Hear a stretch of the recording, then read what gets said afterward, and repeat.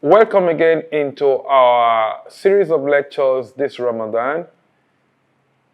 In this series, we're going to look at the teachings of Prophet Luqman alayhi salatu wasalam to his son. I know and I believe that if this teaching is really applied in our various homes, the social problem that we face in the world today will be solved. Inshallah, I want you to follow us on this series. Bismillah.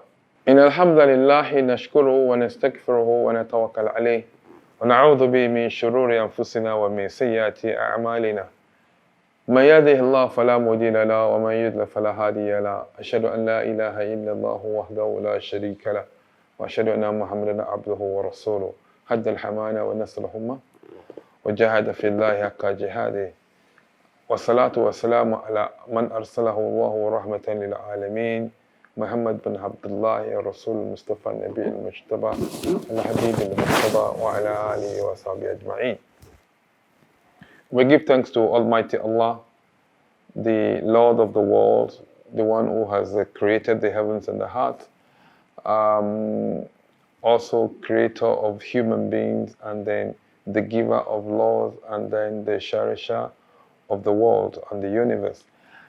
Today, in this series of our lecture, we're going to look at the teachings of our Prophet Luqman alayhi salatu wasalam to his son. Sometimes Allah sends prophets to various groups. He sends some to their family. He sends some to their community. He sends some to their generation. Sends some to their country, and then Muhammad sallallahu alaihi wasallam, he sent him to the old world, not to the only to the old, to the old generation, the generation behind, the generation present, and the generation that is in the future. But Prophet Luqman alayhi salatu wasalam, Allah asked him to deliver message to his son. And then in this series, if we look at it very well, take the teachings of Luqman alayhi salatu wasalam into study, we will discover and see that if we apply it into our lives today, all our social problems in the world today will have been solved.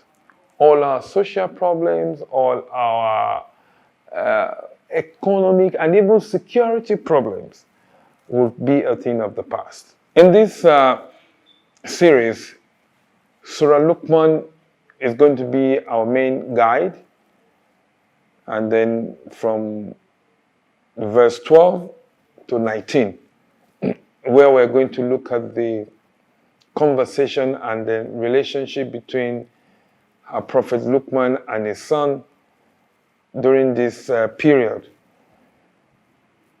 أعوذ بالله من الشيطان الرجيم بسم الله الرحمن الرحيم ولقد آتينا لقمان الحكمة أن يشكر لله ومن يشكر فإنما يشكر لنفسه ومن كفر فإن الله غني حميد. Allah subhanahu wa ta'ala was introducing to us the personality of the Prophet Luqman alayhi salatu wasalam. And then the first thing that Allah used in introducing him was the wisdom, enormous and abundance of wisdom that Allah has bestowed on him. That was the first point of introduction, that we on our own have bestowed him with hikmah, wisdom. There's difference between knowledge and wisdom, really. You may have knowledge and not wisdom. Wisdom is how you apply your knowledge. Wisdom is when the application of this knowledge is appropriate and normal. That is wisdom. Some people are very knowledgeable, But in the application of their knowledge, there's no wisdom in it. And if you don't apply your knowledge with wisdom, you will get the message wrong across. The message that you will get across will be wrong. So Allah introduced the Prophet Luqman alayhi salatu wasalam with wisdom. And he says, after he was given this wisdom, enormous wisdom, he says, Anishkuru lillah. And he said, give thanks, give appreciation. Whatever Allah has given, whatever Allah has done, the only way we should use it, we use it the right way. We use it the way that we give thanks to Allah, and we don't ascribe the success of those things to ourselves, to our effort. Because there are people who has more effort, who has more wisdom, who has more knowledge, who have all these things more in abundance than us, and yet they may not have attained what we have attained. So give thanks to Allah. Appreciate Allah in all your doings. فَمَنْ يَشْكُرْ فَإِنَّمَا يَشْكُرْ لِنَفْسِهِ. And for those who give thanks, who give appreciation, who really express their gratitude towards what Allah has done for them or continue to do for them, فَإِنَّمَا يَشْكُرُ لِنَفْسِهِ. These are the people who are giving this appreciation to themselves, because whatever we do, it does not affect the status of Allah, whether we like it or not. Allah does not need our approval to remain in His throne. Allah does not need our support to still control the heavens and the earth. Allah does not even need our salat. Allah does not need our zakat. These are the things that we need to justify, to appreciate what Allah has done in our lives by creating us, by giving us what He has bestowed on us. So Allah does not need all these things for Him to exist on His throne. Waman kafara, and anyone who disbelieves, who chooses not to appreciate Allah, fa inna Allaha ganiyun hamid. Allah is enough. Allah is sufficient for Himself. Allah is enough to take control of this world and be whatever and do whatever He wants to do. So, in the next verse, verse 13, Allah now tries to explain the relationship established between Prophet Luqman and his son. This relationship explains the relationship of a da'i and the one that is being preached to. And then you will understand, like I said earlier, that we need wisdom. At the acquisition of knowledge, we need wisdom in order to apply this knowledge. And he said, وَلَقَدْ أَعْطَيْنَا وَإِذْ قَالَ لُقْمَانَ لِابْنِهِ. When Luqman was now talking to his son. Now, this is a relationship of a da'i and the one that is being called to the righteous. وَهُوَ يَعِظُهُ. And it started with, Ya bunayya, oh my son. You know, by calling your son, you know, he called him in such a manner of respect and honor, and dignity. So, calling him, inviting him to himself and said, you know, my son, this is what I want to tell you. He didn't call him by his name. He called him by the name that generally is acceptable to him. That look, I am calling you in relation to myself. Ya bunayya, my son. He could have called the son by name.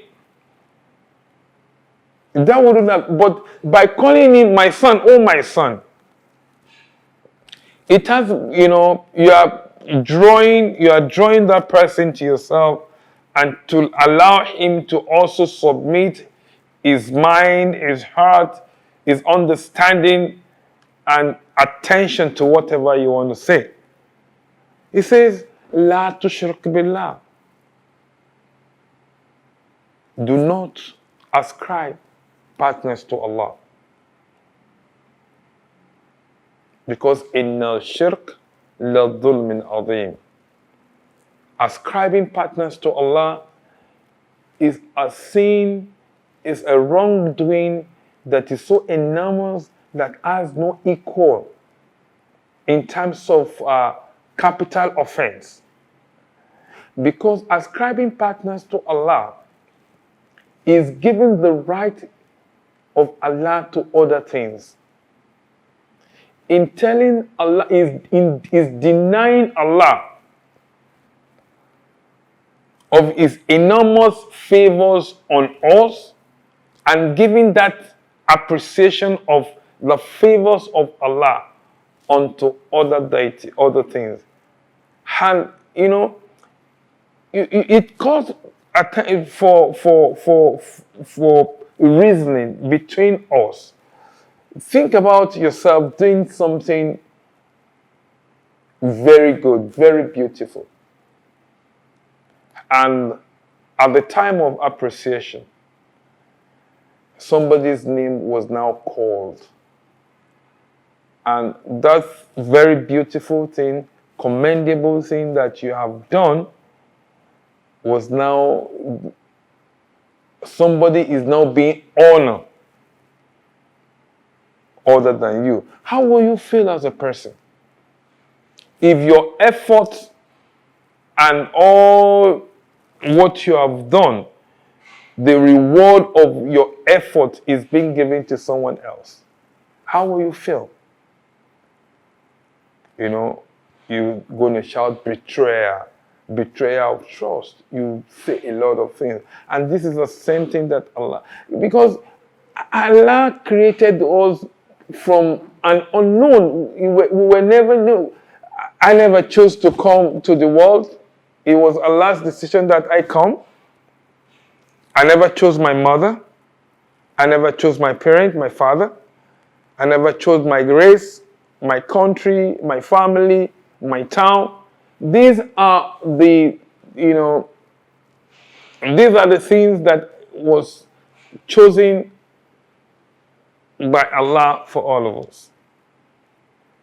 So give thanks to Allah on this, and then for anyone who failed to do so has done Allah a big wrong, and this is a very big and capital offense in the sight of Allah. May Allah save all of us from this. Now, this is a training. This is how you start the training. You invite the mind of the one that you are talking to about the person who has done you more favor. More favor in life. And then the Prophet Luqman alayhi salatu wasalam introduced his lecture, his irshad to his son by presenting Allah to him and by warning him against ascribing partners to Allah. أقول قولي هذا أستغفر الله لي ولكم. I've said all I've said. I seek for Allah's forgiveness for myself and for you. Assalamu alaikum wa rahmatullahi wa barakatuh.